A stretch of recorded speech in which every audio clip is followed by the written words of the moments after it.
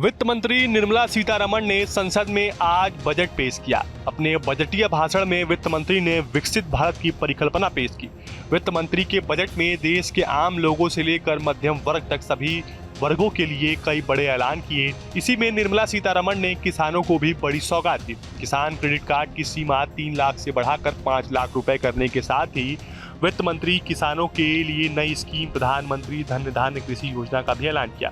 वित्त मंत्री ने अपने भाषण के दौरान बताया कि इस योजना को राज्य के साथ मिलकर चलाया जाएगा। इससे कम उपज वाली जगहों के देश के 1.7 करोड़ किसानों को सीधे लाभ मिलेगा। अपने बजटीय भाषण में वित्त मंत्री निर्मला सीतारमण ने कहा कि सरकार युवाओं, महिलाओं और किसानों पर ध्यान केंद्रित करते हुए ग्रामीण समृद्धि व लचीला कार्यक्रम शुरू करेगी।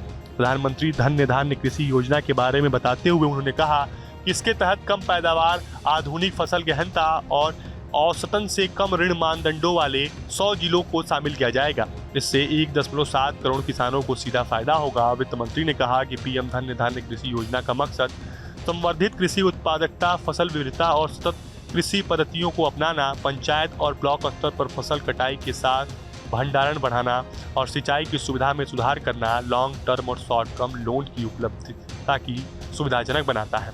वित्त मंत्री ने आगे कहा कि राज्य की भागीदारी से एक व्यापक बहुक्षेत्रीय ग्रामीण संपन्नता और अनुकूलन निर्माण कार्यक्रम शुरू किया जाएगा।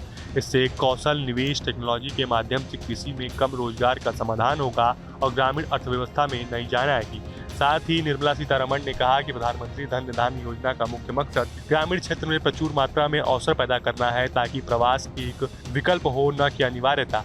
यह कार्यक्रम ग्रामीण महिला, युवा किसान, ग्रामीण युवाओं, उपेक्षित और छोटे किसानों और भूमिहीन परिवारों पर ध्यान केंद्रित करेगा। वित्त मंत्री ने कहा कि हमारे किसानों के पास हमारी जरूरत से कहीं अधिक उत्पादन करने की क्षमता है। इसी के तहत सरकार खाद्य तेलों में आत्मनिर्भरता के लिए राष्ट्रीय खाद्यान्न तिलहन मिशन को लागू करने जा रही है। साथ ही तूर, उड़द और मसूर पर विशेष ध्यान देकर अगले 6 साल में दलहन क्षेत्र में आत्मनिर्भरता मिशन भी शुरू किया जाएगा। इसके साथ ही वित्त मंत्री ने मखाने की पैदावार और इसकी मार्केटिंग को बढ़ावा देने के लिए बिहार में मखाना बोर्ड के गठन का भी ऐलान किया। वित्त मंत्री निर्मला सीतारमण ने बजट के उस समय पेश किया जब सरकार के सामने देश के विकास दर को बढ़ाने और खपत को बढ़ावा देने की चुनौती है, क्योंकि पिछले तिमाही में विकास दर औसत से कम रही। और निर्मला सीतारमण ने बजट में आम जनता, किसान, मिडिल क्लास, नौकरी पेशा से जुड़े लोग, छात्र, उद्योग जगत समेत तमाम वर्गों की उम्मीदों पर खरी उतरने की कोशिश की। साथ ही वित्त मंत्री ने वैश्विक मंदी के संकेतों के बजट से घरेलू अर्थव्यवस्था को मजबूती देने के साथ रोजगार सृजन पर फोकस किया। इतना ही नहीं, राजकोषीय घाटे को कम करने के लिए खर्च को कंट्रोल और टैक्स रेवेन्यू बढ़ाने के भी बजट के उपाय दिए। वित्त मंत्री निर्मला सीतारमण ने बजट में देश की अर्थव्यवस्था को सकारात्मकता दिशा में ले जाने के लिए कई साहसिक कदम भी उठाए। कुल मिलाकर वित्त मंत्री निर्मला सीतारमण का यह बजट आने वाले वर्षों में देश के विकास के लिए ब्लूप्रिंट साबित हो सकता है। तो आपको हमारा वीडियो कैसा लगा हमें कमेंट बॉक्स में जरूर बताएं। देश और दुनिया की तमाम और यूपी उत्तराखंड की हर छोटी बड़ी खबर के लिए न्यूज स्टेट चैनल को सब्सक्राइब करना ना भूलें।